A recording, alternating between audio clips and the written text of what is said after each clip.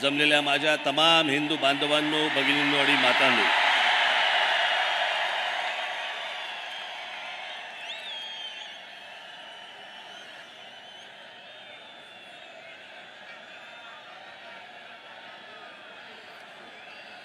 मला कल्पना आहे की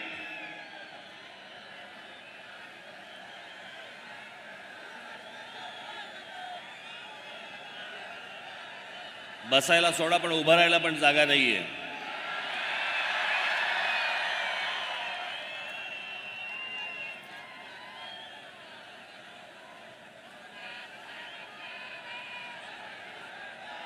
माझी आपणा सर्वांना नम्र विनंती आहे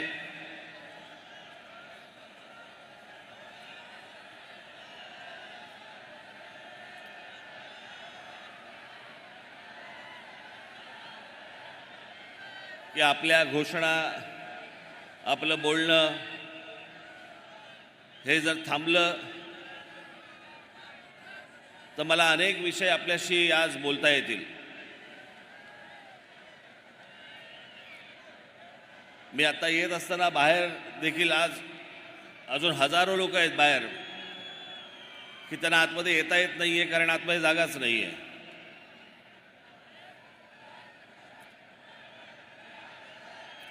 आज सर्वप्रथम मी आपणा सर्वांना 1 मेच्या महाराष्ट्र दिनाच्या सर्वांना मनपूर्वक शुभेच्छा देतो. कामगार दिनाच्या मनपूर्वक शुभेच्छा देतो आणि बोलायला सुरुवात करतो.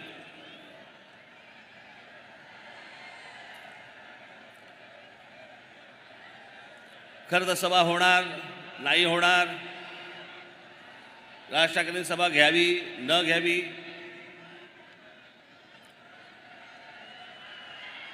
सभेला परवानगी मिळणार नाही मिळणार,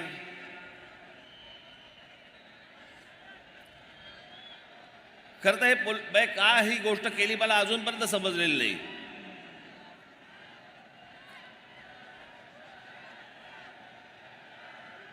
मी महाराष्ट्राच्या कुठच्याही कोपऱ्यामध्ये जरी मी समजा सभा घेतली असती तरी दूरदर्शनवरनं तुम्ही पाहिलंच असतात ना.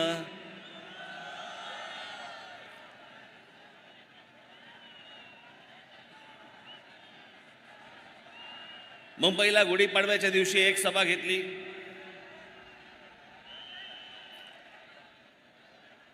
त्याच्यानंतर त्या सभेनंतर बरेच जण बडबडायला लागले. मग त्यांना उत्तर देण्यासाठी म्हणून एक उत्तर सभा ठाण्यामध्ये घेतली.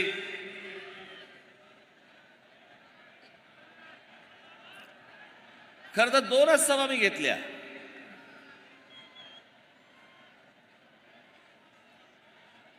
पण या 2 सभांवरती किती बोलतायत.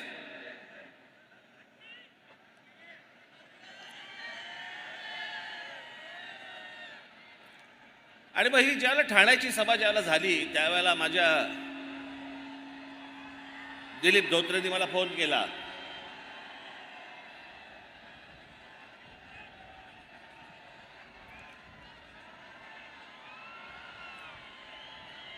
बसतील शांत, जागा नाही, ऐकता येणार नाही त्यांना. आणि आमच्या दिलीप धोत्रेंनी फोन केला आणि दिलीप धोत्रेंनी सांगितलं की साहेब आपल्याकडे एक संभाजीनगरला आपण एक सभा घेऊया.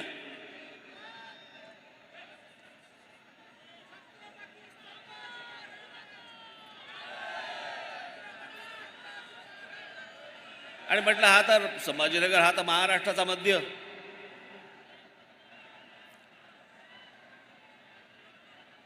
मग मी त्याला सांगितलं, म्हटलं आपण एक संभाजीनगरला सभा घेऊ. म्हटलं मी तुला तारीख सांगतो नंतर. आता हा विषय फक्त संभाजीनगर पुरता मर्यादित नाही. माझ्या ह्याच्या पुढच्या सगळ्या सभा या सगळ्या मराठवाड्यातल्या प्रत्येक जिल्ह्यामध्ये होणार आहेत.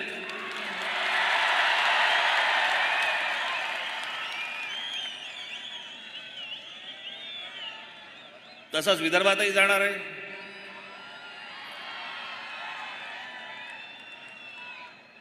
आपल्या कोकणातही जाणार आहे, उत्तर महाराष्ट्रातही जाणार आहे, पश्चिम महाराष्ट्रातही जाणार आहे.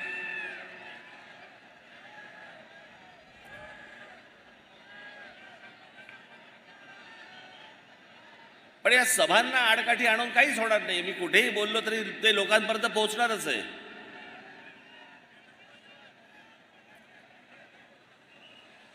कोंबडा झाकायचं ठरवलं तरी ते उगवायचा थोडी राहतं. सूर्य उगवतोच.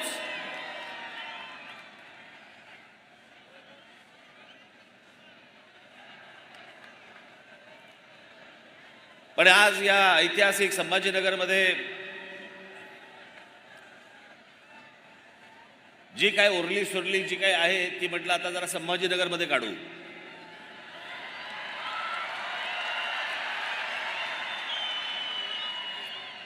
मला कल्पना आहे की महाराष्ट्रामध्ये अनेक प्रश्न आहेत. पिण्याच्या पाण्याचा प्रश्न आहे. संभाजीनगरमध्ये शहराचा मध्ये पिण्याच्या पाण्याचा प्रश्न आहे. 10 दिवसांनी पिण्याचं पाणी येतं.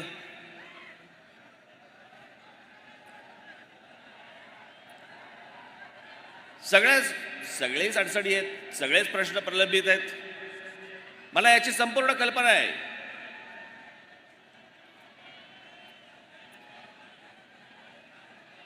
पण आजचे जे काही प्रमुख विषय आहेत या प्रमुख विषयांना धरून मी आजचं तुमच्याशी बोलणार आहे.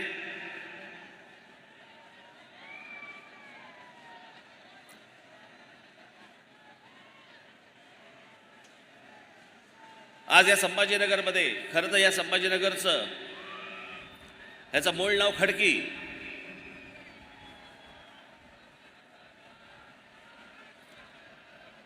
आपल्या दोन्ही राजधान्या इथल्याच.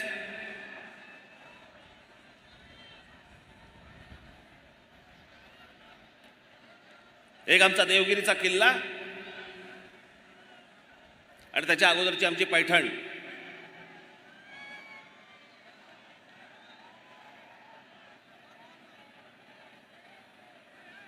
मला असं वाटतं आजचा महाराष्ट्र दिन 1 मे आपण साजरा करताना पहिल्यांदा आपण थोडासा महाराष्ट्र नीट समजून घेणं गरजेचं आहे.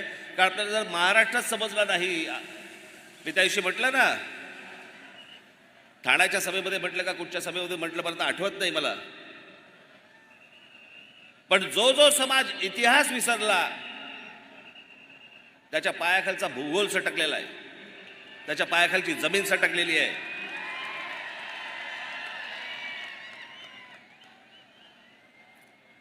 आणि म्हणून मला असं वाटतं की थोडासा इतिहास आपण समजून घेणं गरजेचं आहे की आपण कोण आहोत. आपण महाराष्ट्राचे आहोत. आपण मराठी आहोत.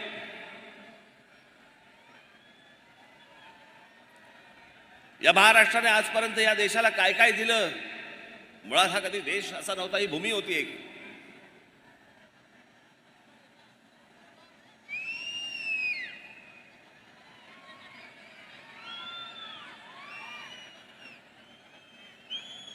पण आमच्या ज्ञानेश्वर गेल्यानंतर ज्या वेळेला अल्लाउद्दीन खिलजी ज्या वेळेला महाराष्ट्रामध्ये इथे आला,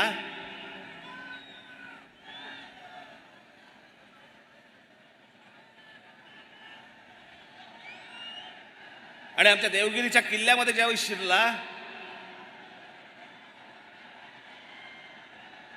काय चाललं रे तिकडे?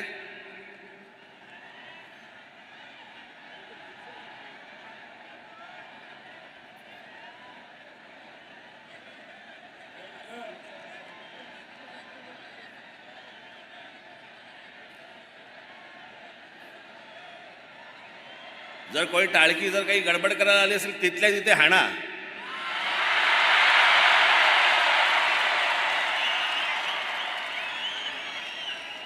महाराष्ट्र नवनिर्माण सेनेची सभा आहे. इथे वेडवाकडं कराल ना, चौरंग करून घरी पाठवीन.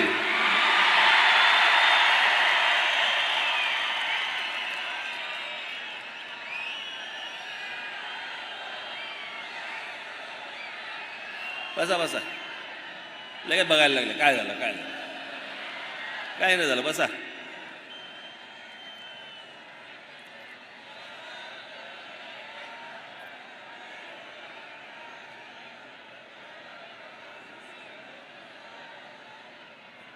या एका अल्लाउद्दीन खिलजीने 1 लाख लोक घेऊन येतोय म्हणून सांगितलं. रामदेवराव यादव आमचा राजा बेसावत राहिला. आमच्या किल्ल्यामध्ये फितुरी झाली.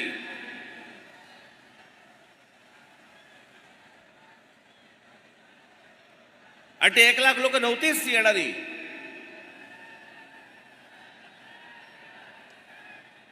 आलेले लोक काही हजारात होती. मी ज्यावेळेला हा इतिहास ज्यावेळेला वाचतो त्यावेळेला मला कळतं. नाही तर आजच्या सोशल मीडियावरती आपल्याला बघतो ना आपण, अल्लाउद्दीन खिलजीचं सैन्य येत आहे, ही महाराष्ट्रातली पहिली फेक न्यूज. आपण फेक न्यूज हल्ली फक्त व्हॉट्सअपवरती बघतो. वाटेल ते देतात, वाटेल ते सांगतात.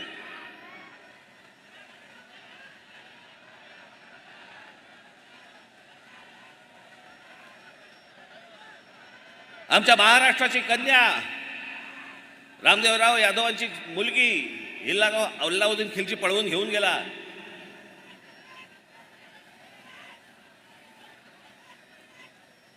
महाराष्ट्रामध्ये अंधकार पुढचे साधारणपणे 400 वर्ष महाराष्ट्र खितपत होता.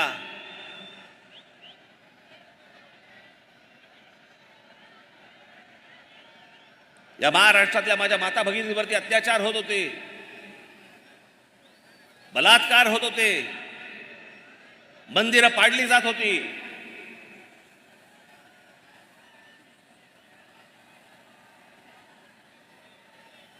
याच पैठणीला आमच्या एकनाथ महाराजांनी तेव्हा तिथे आरोळ दिली, दार उघड भैये दार उघड. हे नाही पाहत आता पावत.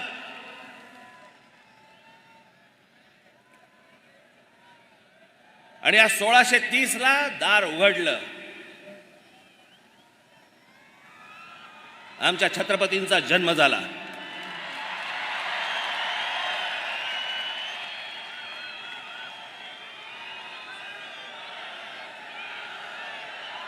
स्वाभिमानाने कसं जगायचं असतं आणि काय जगायचं असतं हे आमच्या राजाने शिकवलं.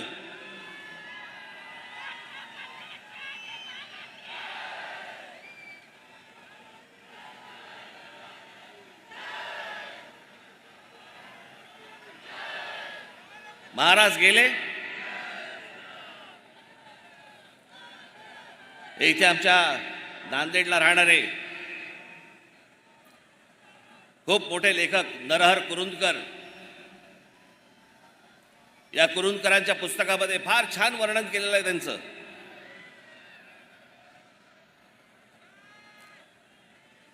छत्रपती शिवाजी महाराज म्हणजे कोण होते.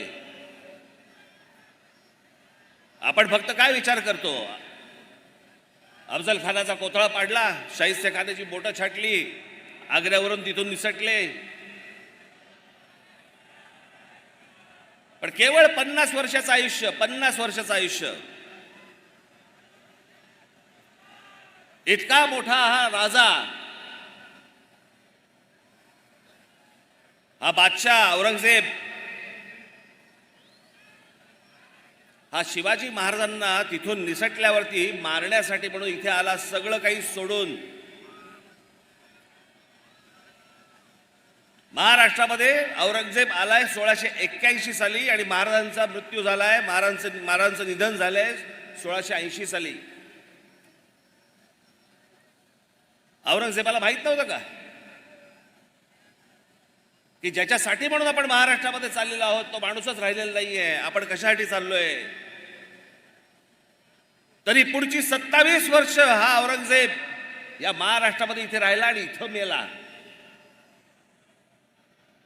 27 वर्ष परत कधी आग्र्याला गेलेला नाहीये. इथे संभाजीराजे त्यांच्याशी लढले, संताजी धनाजी लढले, राजाराम महाराज लढले, तारा राणी साहेब लढल्या.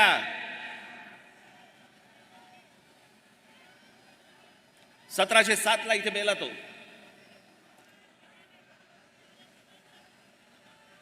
औरंगजेबाने जी पत्र पाठवलेली आहेत ना, ती जी पत्र पाठवलेली आहेत त्या पत्रामध्ये तो कोणाचाही उल्लेख नाही करत. त्या पत्रामध्ये फक्त उल्लेख करतोय शिवाजी अजून मला छळतोय. ती जी प्रेरणा आहे ज्याच्यावरती हे सगळे लढतायत त्या प्रेरणेला तो शिवाजी म्हणतोय. तो वेडा नव्हता, खुळा नव्हता. त्या औरंगजेबाला फक्त कळलं होतं की शिवाजी व्यक्ती नाहीये, शिवाजी हा विचार आहे.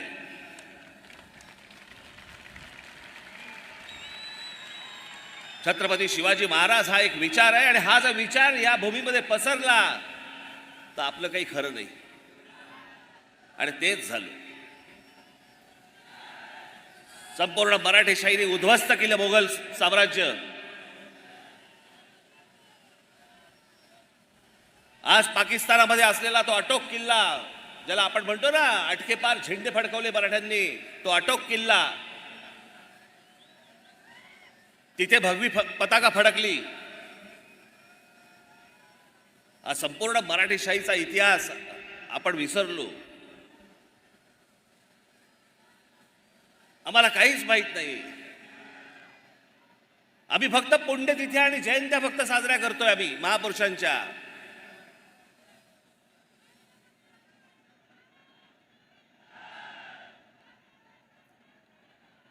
आमच्या डॉक्टर बाबासाहेब आंबेडकरांचं काय वाक्य आहे.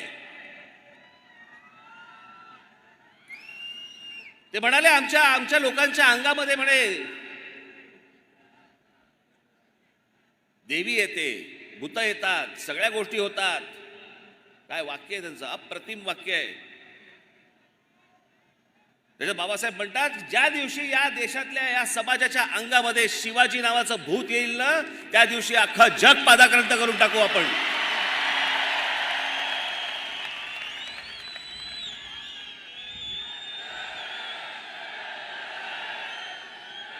आमच्या अंगात शिवाजी आला पाहिजे. ही आमची मराठेशाही, हा आमचा महाराष्ट्र.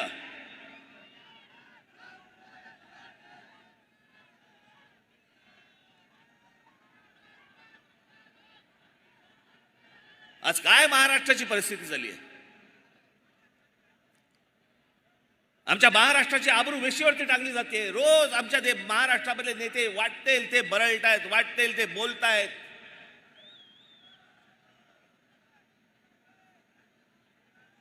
पुढच्या येणाऱ्या ज्या पिढ्या आहेत, आज जे लहान कच्चे बच्चे जे आहेत, ते राजकारणाकडे बघताना, राजकारण्यांकडे बघताना काय शिकत असतील. हे जे टेलिव्हिजनवरती रोज एक चॅनलवरती जे चालतंय, हे राजकारण आहे. हा आपला महाराष्ट्र आहे. ज्या महाराष्ट्राने या देशाला विचार दिला, समाजवादाचा विचार या महाराष्ट्रात गेला, बुद्धिझमचा विचार या महाराष्ट्रात गेला, हिंदुइझमचा विचार या महाराष्ट्रात गेला, कम्युनिझमचा विचार या महाराष्ट्रात गेला. हा महाराष्ट्र चढफडतोय. आणि यांच्या सगळ्यांचे सगळं काय जे रोजच्या रोज जे बोलतात ते आम्ही हसण्यावरही देतोय. रोजच्या रोज आमचा महाराष्ट्र खड्ड्यात जातोय. याच्यासाठी महाराष्ट्र दिन साजरा करायचा आहे आम्हाला, की ज्यातनं आम्ही काही प्रेरणाच घेणार नाही आहोत, ज्यातनं आम्ही काही बोधच घेणार नाही आहोत. सर्वात जास्ती समाज सुधारक या महाराष्ट्राने दिले, विचारवंत या महाराष्ट्राने दिले. एक गोष्ट अशी नाही की जी महाराष्ट्रामध्ये कधी जन्माला नाही आली, महाराष्ट्राने इतरांना दिली. आणि आज काय महाराष्ट्राची हालत करून ठेवली आपण. आई बहिणीवरनं शिव्या घालतायत. कोणी मुद्द्याचं बोलायलाच तयार नाहीये. सगळेजण मुद्द्यावरती बोलतायत. आम्ही काय शिकवतोय तरुणांना? हुल्लडबाजी. याचं कारण आमचं लक्षच नाहीये.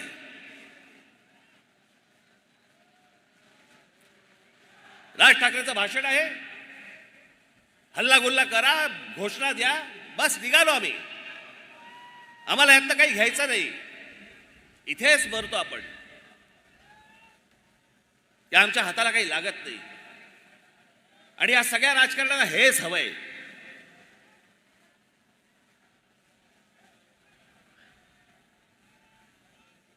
माझी 2 भाषणं काय झाली, त्याच्यावरती सगळे काय फडफडायला लागले.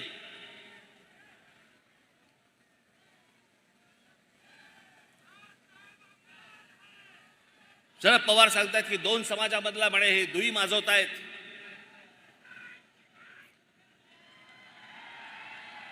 हे महाराष्ट्र आणि देशासाठी म्हणे योग्य नव्हे. मी दुई माजवतोय. पवार साहेब, आपण जाती जातीमध्ये जे भेद निर्माण करताय ना, त्याने दुही माजती आहे.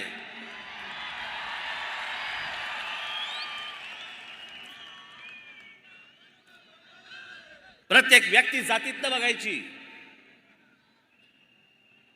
हातामध्ये पुस्तक घेतल्यानंतर पुस्तकाचा लेखक कोणत्या जातीचा आहे त्याचा विचार करून बोलायचं. मी त्या दिवशी जेव्हा बोललो, आज आत्ता घरी जेव्हा जाल त्यावेळेला युट्यूबवरती काढून बघा, सर्व राष्ट्रवादी काँग्रेसच्या आत्तापर्यंतच्या सभा काढून बघा. कधीतरी शरद पवार साहेबांनी महाराजांचा, छत्रपती शिवाजी महाराजांचा उल्लेख केलाय का? आत्ता बोलायला सुरुवात झाली. आत्ता सुरुवात झाली मी बोलल्यावरती, तोपर्यंत काही नाही. आणि काहीतरी व्हिडिओ काढतायत, तल्लीन झालेत आणि गीत रामायण ऐकतायत आणि बाजूला शिवाजी महाराजांचं पुस्तक ठेवलंय. कशासाठी खोटं करताय? ज्या दिवशी मी त्या दिवशी म्हटलं माझ्या सभेमध्ये, बस रे आता बस.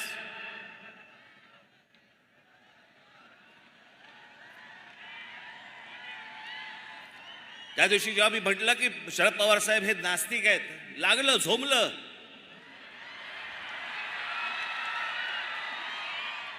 जे मला माहिती होतं ते मी बोललो. मग लगेच देवाचे फोटो काढले सगळे, पूजा करताना, नमस्कार करताना वगैरे. अहो, देवाबिवाचे कशाला फोटो काढताय? आपली कन्या लोकसभेमध्ये बोलली आहे की माझे वडील नास्तिक आहेत. आता याहून आधी काय पुरावा देऊ मी? जिकडे सभा घेतायत तिकडे बोलतायत. राज ठाकरेंनी म्हणे त्यांच्या आजोबांची पुस्तकं वाचली पाहिजेत. अरे मी वाचली आहेत.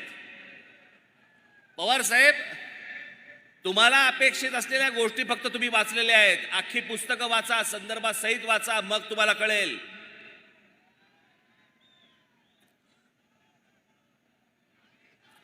माझ्या आजोबांनी जे लिहून ठेवलंय ते जर समजा तुम्ही नीट वाचलं तर ते परिस्थितीला धरू नये. ते व्यक्तिसापेक्ष आहे.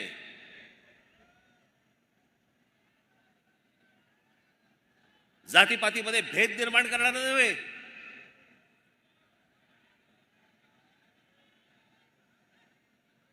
हा आपला हिंदू धर्म मानणारा माणूस होता, तो त्याची पूजा करणारा माणूस होता.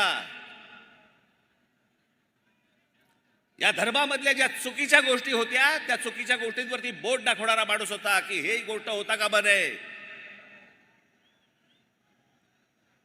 माझे आजोबा हे भटभिक्षुकीच्या विरोधात होते.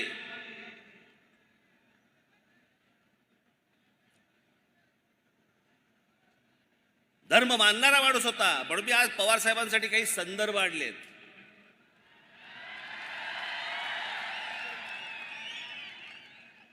आपण तर ऐकावंच, पण या टेलिव्हिजन चॅनलच्या माध्यमातून मी आपल्याला सांगतोय, संपूर्ण महाराष्ट्राने देखील डोळे उडे ठेवून, कान देऊन याच्या पुढची मी काही गोष्टी ज्या सांगणार त्या ऐकाव्यात की ह्या लोकांनी कसं विष पसरवलं ते महाराष्ट्रामध्ये जातीचं.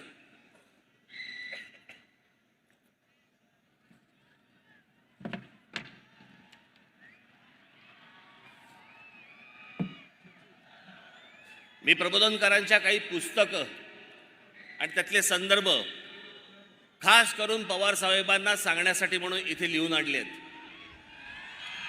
की जर जमलं तर आपण हे वाचावेत. पवार साहेब, माझ्या आजोबांचं पहिलं पुस्तक आहे माझी जीवनगाथा. म्हणजे पहिलं पुस्तक म्हणजे शेवटचं पुस्तक त्यांचं, पण त्यांचं चरित्र आहे.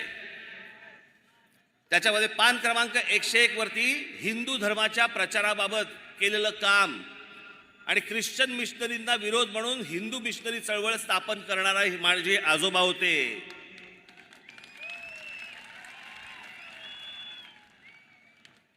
महाराष्ट्रामधला नवरात्रोत्सव आपल्याला कल्पना नसेल, सार्वजनिक नवरात्रोत्सव सुरू करणारे माझे आजोबा होते, प्रबोधनकार ठाकरे होते.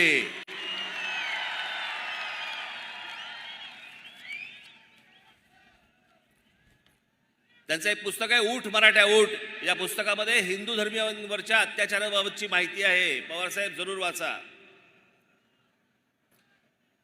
प्रबोधनमधील प्रबोधनकार यांचा खंड क्रमांक 1 प्रतापगडावरच्या भवानीवरचं संकट हे वाचा, रायगडचे ग्रामण्य वाचा, राष्ट्रसेवा हिंदूंचा राजधर्म वाचा. आपल्याला जेवढं पाहिजे ना तेवढंच वाचू नये. हे जे विष या माणसाने जे कालवलं ना, मी जे सतत सांगतोय की राष्ट्रवादीचा जन्म झाल्यानंतर महाराष्ट्रामध्ये जातीपातीचं राजकारण मोठ्या प्रमाणावरती सुरू झालं. जात प्रत्येक जण मानत होता, जात प्रत्येकाला प्रिय होती, पण दुसऱ्या जातीबद्दलचा द्वेष हा राष्ट्रवादी काँग्रेसच्या जन्मानंतर सुरू झाला.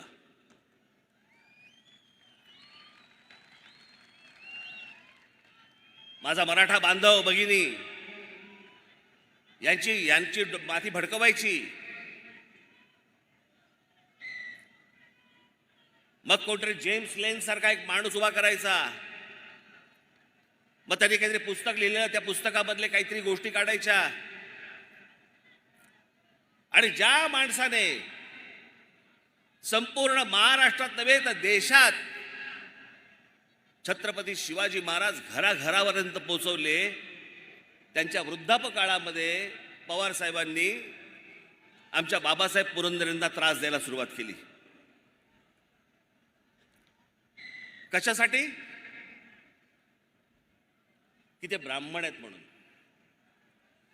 पवार साहेबांना मला एकच गोष्ट सांगायची आहे, या राज ठाकरे ना आमचं घर, आमच्या घरामध्ये आम्हाला कधी जातपात शिकवली नाही, आम्हाला जातपात माहिती नाही, आम्ही जातपात कधी बघत नाही आणि आम्हाला जातीपातीशी काही देणं घेणं नाही.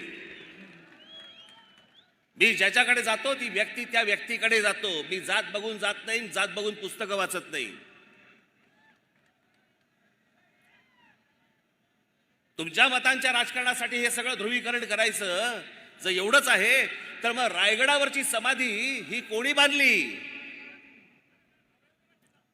आमच्या शिवछत्रपतींची समाधी जी बांधली गेली रायगडावरती कोणी बांधली? ही आमच्या लोकमान्य टिळकांनी बांधली. लोकमान्य टिळकांना आता तुम्ही काय ब्राह्मण म्हणून बघणार आहात का? लोकमान्य टिळकांनी ज्यावेळेला स्वतःचं पहिलं वर्तमानपत्र काढलं, त्या वर्तमानपत्राचं पहिलं नाव काय? मराठा.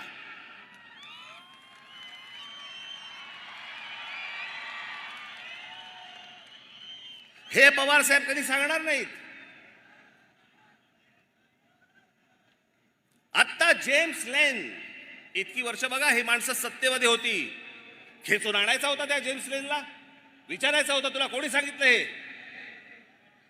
त्या जेम्स लेनची आता इंडिया टुडेने मुलाखत घेतली. त्या मुलाखतीमधले फक्त 4 प्रश्न मी तुम्हाला दाखवायला आणलेत. ते 4 प्रश्न फक्त आपण बघून घ्या. दाखव रे. एक मिनिट थांबा. ही जेम्स लेनची मुलाखतीतला काही भाग आहे. छत्रपती शिवाजी महाराजांची अपमानकारक माहिती तुम्हाला कोणी पुरवली होती? तुम्ही प्रश्न चुकीच्या पद्धतीने विचारत आहात. हे जेम्स लेन सांगतोय, मला कोणीही माहिती पुरवली नाही. माझं पुस्तक लोकांमध्ये प्रचलित असलेल्या कथांबद्दल आहे. या कथा सांगत असलेल्या लोकांनी नरेटिव्ह सेट करून ठेवलं त्याबद्दल आहे. काही लोक रामदास यांना शिवाजी महाराजांचे गुरु मानतात, तर काही तुकाराम महाराज यांना शिवाजी महाराजांचे गुरु मानतात. यातलं खरं काय आहे त्यात मला काही रस नाही. पण एक गट पहिल्या नरेटिव्हच्या बाजूने आहे तर दुसरा दुसऱ्या नरेटिव्हच्या बाजूने आहे. असं का? पुढे तुमच्याकडे असलेल्या अपमानकारक माहितीचा आधार काय? जेम्स लेन, माझं पुस्तक काळजीपूर्वक वाचणाऱ्यांच्या लक्षात येईल की मी कुठलंही ऐतिहासिक तथ्य मांडल्याचा दावा केलेला नाही. मी शिवाजी महाराजांचा अपमान केलाय अशी टीका करणाऱ्यांनी चुकीचा अर्थ काढलाय. पुन्हा सांगतो, मी कथांबद्दल बोलतोय, इतिहासातील तथ्यांबद्दल नाही. पुढे या विषयाबाबत तुमचं बाबासाहेब पुरंदरेंशी बोलणं झालं होतं का? त्यांचं म्हणणं काय होतं? मी कधीही बाबासाहेब पुरंदरेंशी एका शब्दानेही बोललेलो नाही. पुढे महाराजांबद्दलचे अपमानकारक शब्द तुम्ही मागे घेतले ते कशामुळे? युक्तिवाद करताना मी पुरेशी काळजी घेतली नाही, त्याचा परिणाम इतरांना भोगावा लागला. ज्याच्यावरनं 10-15 वर्ष राजकारण केले या महाराष्ट्रामध्ये पवार साहेब तुम्ही, तो जेम्स लेन सांगतो मी कोणालाही भेटलेलो नाहीये. ते माझं ऐतिहासिक पुस्तक, माझ्या ज्यामध्ये इतिहास नाहीये. तुमची केंद्रामध्ये सत्ता होती, तुम्ही कृषी मंत्री होतात, का नाही फरफटत आणला त्याला? का महाराष्ट्राची डोकी फिरवलीत? कशासाठी हे विष पाजलत तुम्ही लोकांना? कशासाठी विष पाजलत? नवीन वाद उकरून काढायचे. शिवाजी महाराजांचे गुरु रामदास स्वामी होते का नव्हते? रामदास स्वामींकडे परत तुम्ही जातीने बघणार आहात? रामदास स्वामी कधी बोलले की मी शिवाजी महाराजांचा गुरु होतो? की शिवाजी महाराज कधी बोलले की रामदास स्वामी माझे गुरु होते म्हणून? गुरु शिष्याचा नात्याचा काही संबंधच येत नाही.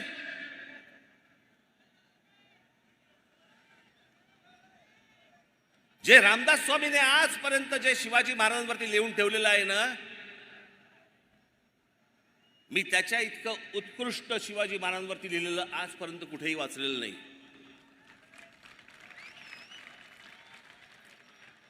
जे त्यांनी लिहून ठेवलंय ना, निश्चयाचा महामेरू, बहुत जनासे आधारू, अखंड स्थितीचा निर्धारू, श्रीमंत योगी, त्याच्यातल्या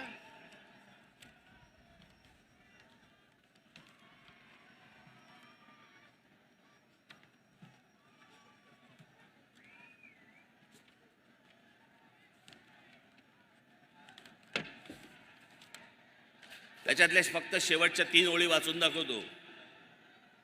लाऊडस्पीकर वरती येणार पण थोड्या वेळाने.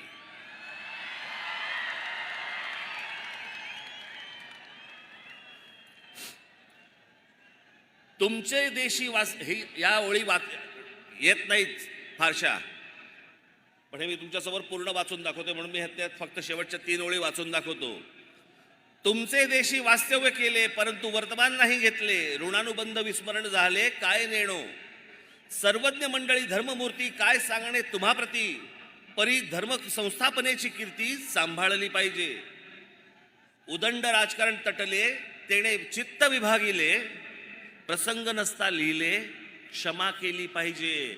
रामदास स्वामी छत्रपतींना सांगतायत क्षमा केली पाहिजे. माफ करा, मला मी लिहिलंय तुम्हाला पण मला माफ करा.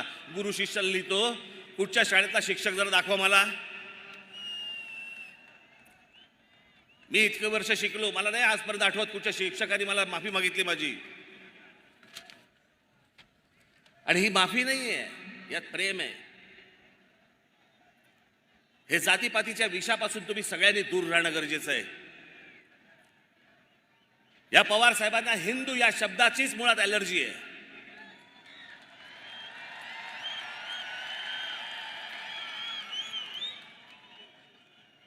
प्रत्येक वेळेला बोलताना शाहू फुले आंबेडकरांचा महाराष्ट्र, हो तो आहेच.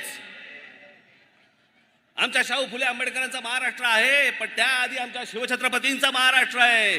त्यांचा विचार घेऊन ते पुढे गेले. त्यांचा विचार घेऊन ते पुढे गेले. पण कधी पवार साहेबांच्या तोंडी शिवाजी महाराजांचं नाव कधी ऐकलं नाही. मी आता काढल्यानंतर आता बोलायला लागले. आणि हल्ली काय गोष्टी काय लपून राहत नाहीत. त्या सगळ्या राष्ट्रवादीच्या सभा तुमच्या समोर आहेत, घरी जाऊन बघू शकता. फोटो पण नसतो, फोटो पण कधी नसायचा, आता सुरू केलं लावायला. या सगळ्या गोष्टींपासून मी हे मुद्दामून आपल्याला सांगतोय, कारण हे जे सत्य जे चालू आहे ना त्यांचं. आणि पवार साहेब, पहिली गोष्ट आपल्याला निश्चितपणे सांगतो, मी जात मानत नाही, मला जातीशी काही देणं घेणं नाही. इथे कोणा ब्राह्मणांची बाजू घेण्यासाठी म्हणून मी पण उभा नाहीये आणि कोणाचीच बाजू घेणार नाहीये.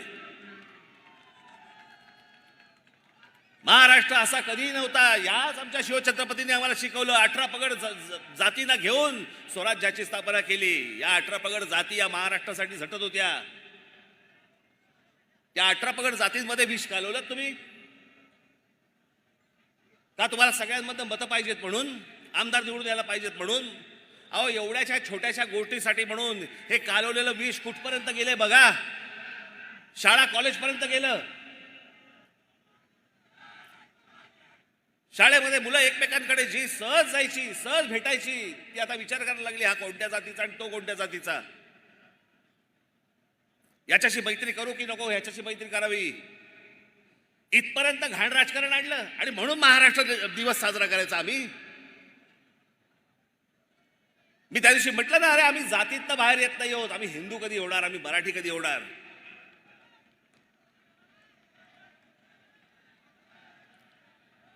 आमच्याकडे जातीने विळखा घालून ठेवल्या सगळ्या गोष्टीला. याच्या उपर आम्ही बघायला तयार नाही आहोत. ज्या महाराष्ट्राने इतके उदात्त विचार या महाराष्ट्राने दिले, तो महाराष्ट्र जातीत सडतोय.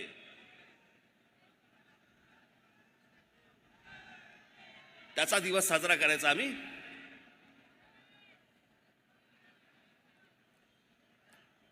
या महाराष्ट्रामध्ये अनेक गोष्टी आहेत. ह्या आता लाऊडस्पीकरचा विषय,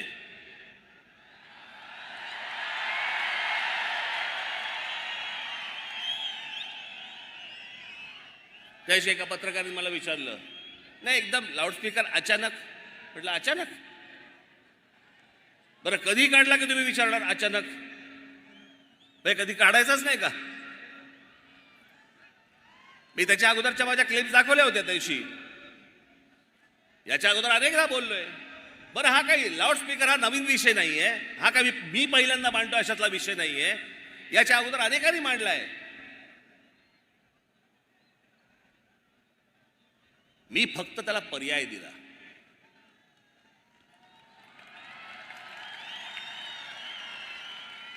की लाऊडस्पीकर मशिदींवरचे लावून जर समजा तुम्ही गोंगाट करणार असाल तर त्या मशिदींच्या बाहेर आम्ही हनुमान चालीसा पढू, मोठ्याने लावू.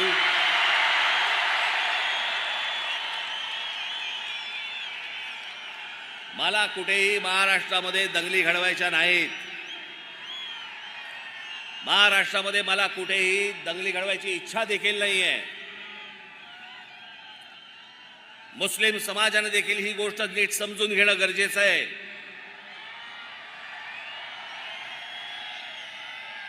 त्या दिवशी माझ्याकडे नाशिकला एक जण पत्रकार आले आणि ते पत्रकार मला ते मुस्लिम समाजातले होते आणि ते आले. त्या पत्रकाराने मला सांगितलं, माझ्याकडे आतल्या पुण्याच्या केबिनमध्ये आतमध्ये आले आणि मला म्हणाले, साहेब मी मुसलमान आहे पण आम्हाला भोंग्याचा खूप त्रास होतो. म्हणजे माझं लहान मूल हे लाऊडस्पीकर लागले की म्हणे झोपेना ते आजारी पडायला लागलं आणि दरवेळेला ते म्हणे झोपायला आलं लहान मूल माझं की म्हणे इकडनं म्हणे ते अजान आणि त्या सगळ्या बांग सुरू होतात आणि माझं पोर झोपू शकलं नाही. मग मी अनेकदा त्याला सांगितलं, पण एकदा मी मशिदीत गेलो, तिकडचे मौलवी होते, त्याला सांगितलं की माझ्या मुलाला त्रास होतोय तुमच्या भोंग्याचा, तुम्हाला जे काय पठण करायचं असेल ते मशिदीच्या आत करा, आम्हाला या लाऊडस्पीकरचा त्रास होतोय. त्याच्यानंतर त्यांनी काहीतरी कमी केलं आणि त्या दिवशी पण मी सांगितलं होतं, आज परत मी तुम्हाला सांगतो, लाऊडस्पीकर हा सामाजिक विषय आहे, हा धार्मिक विषय नव्हे. आणि लाऊडस्पीकर या विषयाला जर समजा तुम्ही धार्मिक वळण देणार असाल तर त्याचं उत्तर आम्हाला धर्मानेच द्यावं लागेल, एवढं पण तुम्ही लक्षात ठेवावं.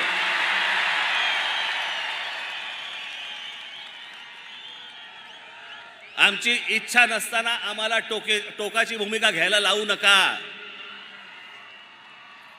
महाराष्ट्रामधली शांतता आम्हाला बिघडवायची नाही, इच्छाही नाही, गरजही नाही. परंतु जर समजा उत्तर प्रदेशमध्ये जर समजा लाऊडस्पीकर जर उतरवले जाऊ शकतात तर माझ्या महाराष्ट्रात का नाही उतरवले जाऊ शकत? सगळेच्या सगळे लाऊडस्पीकर हे अनधिकृत आहेत. सगळेच्या सगळे लाऊडस्पीकर अनधिकृत आहेत. सुप्रीम कोर्टाने सांगितलं पण आहे की स्थानिक पोलीस स्टेशनला किंवा त्यांना विचारल्याशिवाय तुम्ही लाऊडस्पीकर लावू शकत नाही, त्यांची परवानगी घ्यावी लागते. किती मशिदींकडे परवानगी आहेत?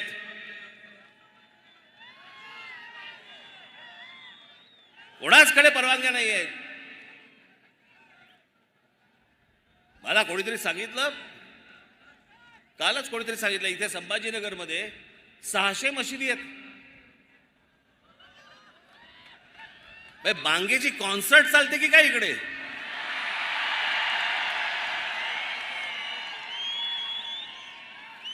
असं फक्त संभाजीनगरमध्ये नाही, अख्ख्या देशभर आहे. हे संपूर्ण देशातले लाऊडस्पीकर पहिले खाली आले पाहिजे. सगळ्यांना समान धर्म असला पाहिजे. प्रत्येक वेळेला आम्हीच का भोगायचं? आम्हाला सभा घ्यायची असली की लगेच सांगतात की नाही नाही हा सायलेन्स झोन आहे, इथे शाळा आहे. रात्रीची कुठची शाळा?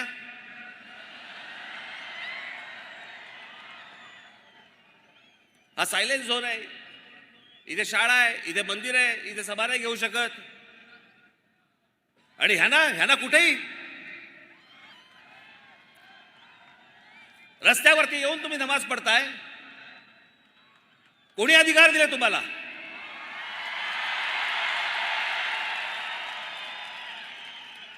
माझी शासनाला पण नम्र विनंती आहे, आज तारीख 1 आहे,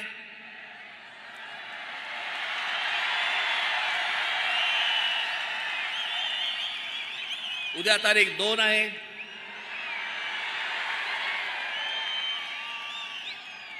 तीन तारखेला ईद आहे,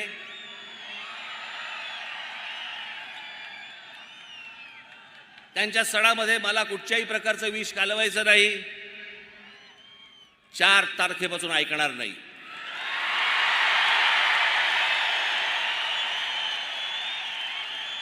माझी महाराष्ट्रातल्या सर्व तमाम हिंदू बांधवांना, भगिनींना माझी विनंती आहे, हात जोडून विनंती आहे, जिथे जिथे यांचे लाऊडस्पीकर लागतील त्यांच्या समोर दुप्पट आवाजाने तिथे हनुमान चालीसा तुमची लागलीच पाहिजे.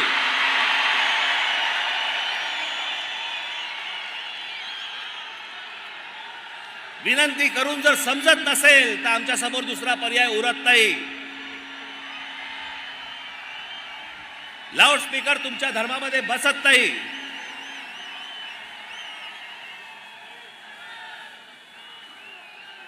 जे सुप्रीम कोर्टाचे नियम म्हणून सांगताय ना, त्या सुप्रीम कोर्टाच्या नियमामध्ये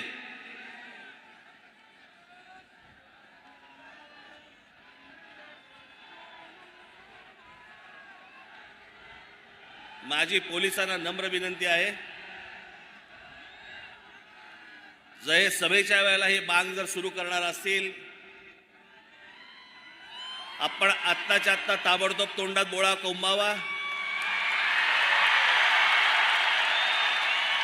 ह्यांना जर सहज सरळ मार्गाने जर समजा समजत नसेल तर मग त्याच्यानंतर महाराष्ट्रात काय होईल मला माहिती नाही.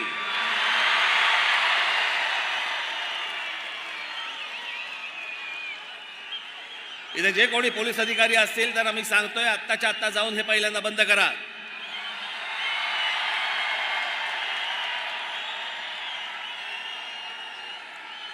आणि माझं एक म्हणणं आहे या बाबतीत, त्यांना जर समजा सरळ भाषेमध्ये समजत नसेल ना तर एकदा काय ते तिच्या आईला होऊनच जाऊन देत.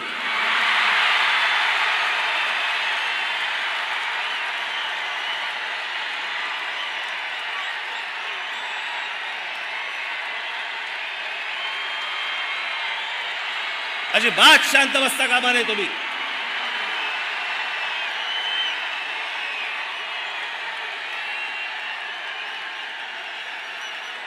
संभाजीनगरच्या पोलिसांना माझी हात नम्र विनंती परत करतोय, मी आपल्याला परत सांगतोय,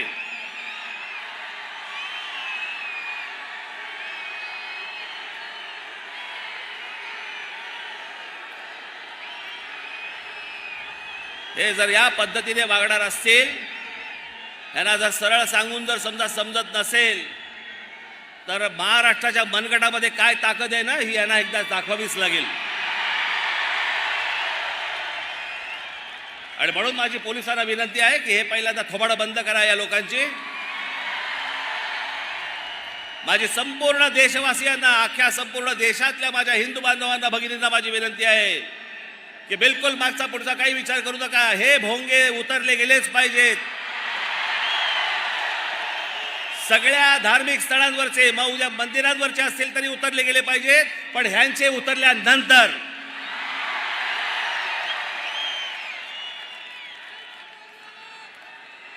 आपण सगळेजण, आज ही परिस्थिती आहे, अभी नहीं तो कभी नहीं. माझ्या देशातल्या सर्व देशवासियांना, माझी सर्व हिंदू बांधवांना, भगिनींना माझी विनंती आहे, जर हे 3 तारखेपर्यंत ऐकले नाही, 4 तारखेला हनुमान चालीसा प्रत्येक ठिकाणी मला ऐकू आलंच पाहिजे. पोलिसांकडनं वाटल्यास रीतसर परवानगी घ्या, लाऊडस्पीकरची परवानगी घ्या, त्यांना द्यावीच लागते. पण ती परवानगी घेऊन आपण या सगळ्या गोष्टी जोरात कराल आणि सामाजिक दृष्ट्या हा इतके वर्षाचा प्रलंबित प्रश्न हा कायमचा निकाली लागेल, याच्यासाठी सगळ्यांनी आपण हातभार लावावा ही नम्र विनंती करतो आणि आपणा सर्वांची मी रजा घेतो. धन्यवाद. जय हिंद, जय महाराष्ट्र.